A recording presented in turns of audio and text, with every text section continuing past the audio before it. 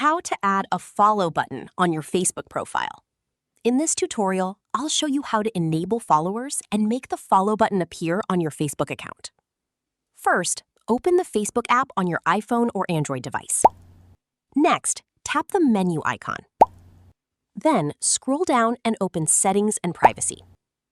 Tap Settings. Now, scroll down to the Audience and Visibility section.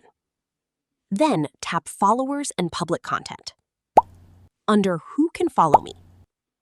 This allows people who aren't your Facebook friends to follow your public posts. Next, review the other options on this page.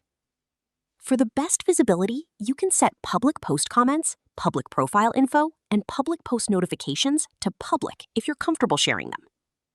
Now, go back to your profile and check if the follow button appears when someone who isn't your friend views your profile. If the button still doesn't appear, make sure your Facebook app is updated to the latest version. And remember that the follow button is only shown to people who are not already on your friends list. Also, if you have reached Facebook's friend limit or someone chooses to follow you instead of sending a friend request, they'll be able to see your public updates without being added as a friend. And that's it. That's how you can enable Facebook followers and add the follow button to your Facebook profile.